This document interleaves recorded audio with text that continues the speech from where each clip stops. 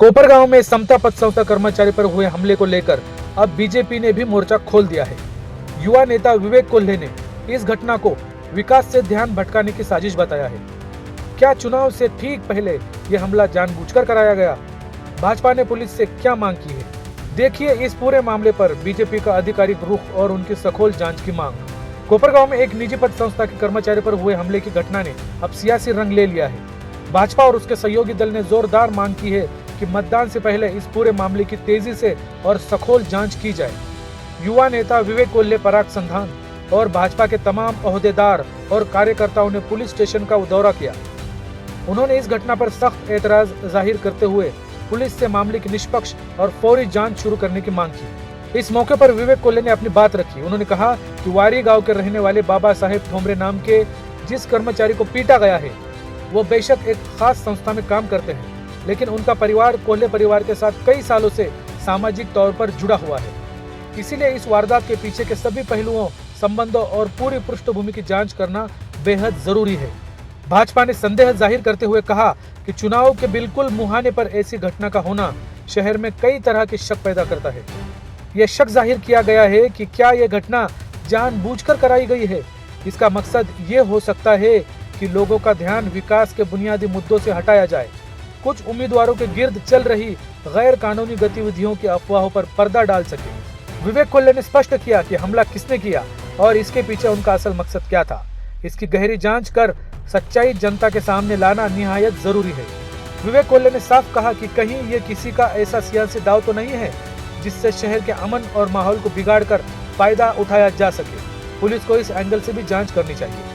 भाजपा की तरफ से उम्मीद जाहिर की गई है कि कोपरगांव की कानून व्यवस्था पर जनता का भरोसा कायम रहे। इसलिए पुलिस इस मामले में फौरन पारदर्शी और सख्त कारवाई करे।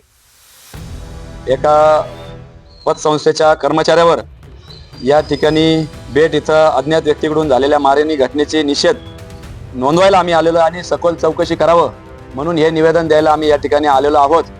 आणि अशा पद्धतीच्या घटना हे वारंवार कोपरगाव शहरामध्ये होताना आपल्याला दिसून येत आहे। अनेकदा याच पोलीस स्टेशनमध्ये आम्ही निवेदन देण्याकरता आलेलो होतो।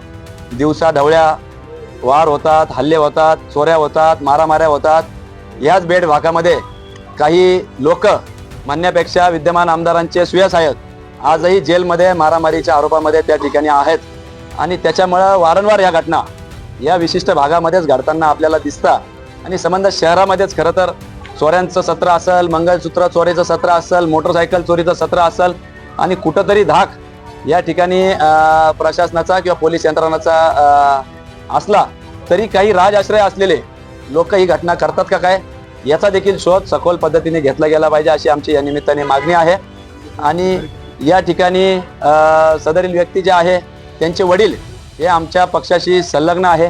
गेल्या अनेक वर्षांपासून कोल्हे परिवार किंवा आमच्या विचारांमध्ये वेगवेगळ्या विविध कार्यक्रमांमध्ये ते आमच्या बरोबर असतात आणि त्याच्यामुळे ते जरी सध्या उभे असलेले विरोधी उमेदवारांच्या संस्थेमध्ये कामाला असले तरी आम्ही या घटनेचा निषेध करतो आणि त्याचं निवेदन देण्याकरता आम्ही या ठिकाणी आलेलो आहोत की विकासावर आम्हाला निवडणूक लढवायची आहे। म्हणून पोलीस प्रशासनाला आमची विनंती राहील की याचा छडा हा तुम्ही मतदानाच्या आधीच किंवा निकाल यायच्या आधीच त्या ठिकाणी लावावा, कारण की यामध्ये कोणी याच्या आडून ही निवडणूक भरकटण्याचा प्रयत्न करताय का काय अशी देखील दाट शक्यता नाकारता येत नाही। आणि म्हणून ही विकासावर होत असलेली शांततेने होत असलेली निवडणूक दुसऱ्या विषयांवर घेऊन जाऊन स्वतःची राजकीय पोळी भाजण्याचा प्रयत्न जर कोणी करत असेल तर तशा प्रवृत्तीचा देखील आम्ही या निमित्ताने निषेध करू इच्छितो।